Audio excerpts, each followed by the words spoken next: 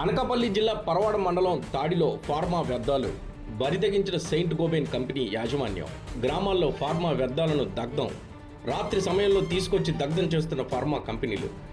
ఉక్కిరి బిక్కిరి అవుతున్న తాడి ప్రజలు.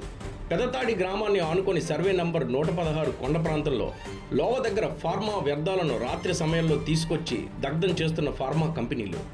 ప్రజల ఆరోగ్యాలతో చెలగాటమాడుతున్న సెయింట్ గోబెన్ పరిశ్రమ. వ్యర్థాలను దగ్ధం చేస్తున్న వారిపై చర్యలు తీసుకోవాలి. పొల్యూషన్ కంట్రోల్ బోర్డు అధికారులకి ఎన్నిసార్లు ఫిర్యాదు చేసినా పట్టించుకోవడం లేదని నిమ్మకి నీరెత్తినట్టుగా ఉంటున్నారని గ్రామస్తుల ఆరోపణ.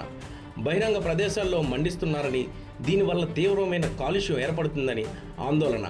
ఇక్కడ ప్రజలు జీవించడమే కష్టంగా మారుతుందని, ప్రజల ఆరోగ్యాలతో చెలగాటమాడుతున్నారని, ఈ పరిశ్రమ యాజమాన్యాలపై క్రిమినల్ కేసులు పెట్టి కఠినమైన చర్యలు తీసుకోవాలని స్థానికులు డిమాండ్. జిల్లాలో ఉన్నటువంటి పరవాడ ప్రాంతాన్ని మరోసారి కాలుష్యమయం చేస్తా ఉన్నారు. ఏదైతే రామ్కీ యాజమాన్యం ఉందో, రామ్కీ యాజమాన్యం చెక్ పోస్టుల నిర్వహణ సక్రమంగా లేకపోవడం వల్ల ఫార్మా ఘన వ్యర్థాలు అనేటువంటివి ఇక్కడ డంప్ చేస్తూ ఉన్నారు. దీనివల్ల 116 సర్వే నెంబర్లో తాడి ప్రాంతంలో తీవ్రమైనటువంటి కాలుష్యం ఎదజల్లబడతా ఉంది. వాళ్ళు తీసుకొచ్చినటువంటి ఘన వ్యర్థాలను తీసుకొచ్చి మండిస్తూ ఉన్నారు. దీనివల్ల తీవ్రమైనటువంటి కాలుష్యం ఎదజల్లబడతా ఉంది. ఈ ప్రాంతం అత్యంత కాలుష్యకారకంగా ఈ ప్రాంతం ఉంది. తాడి పరిసర ప్రాంతాలు మరోసారి ఈ మంటల వలన, ఈ దగ్ధం వలన మరింత కాలుష్యంగా మారేటువంటి పరిస్థితి. ఘన వ్యర్థాలను మండిస్తూ ఉన్నారు. ప్రజలు ముక్కు మూసుకొని బతికేటువంటి పరిస్థితులు, ఇక్కడ జీవించే పరిస్థితులే లేకుండా పోతా ఉన్నాయి. మరోవైపు ఇక్కడే వాటర్ ట్యాంక్ అనేటువంటిది ఉంది. గ్రామానికి సరఫరా అవుతున్నటువంటి మంచినీరు అనేటువంటిది ఉంది.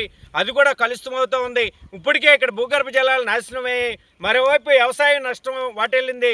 దీంతో పాటు ఈ రకంగా కాలుష్యం అనేటువంటి వెదజల్లబడడం అత్యంత దుర్మార్గం. దీని మీద పొల్యూషన్ కంట్రోల్ బోర్డు అధికార యంత్రాంగం చర్యలు చేపట్టాలా, జిల్లా అధికార యంత్రాంగం జోక్యం చేసుకోవాలా, లేకపోతే పెద్ద ఎత్తున ప్రజల యొక్క ఆరోగ్యాలతో చెలగాటమాడేటువంటి పరిస్థితులకి ఫార్మా యాజమాన్యాలు దిగజారుతూ ఉన్నాయి.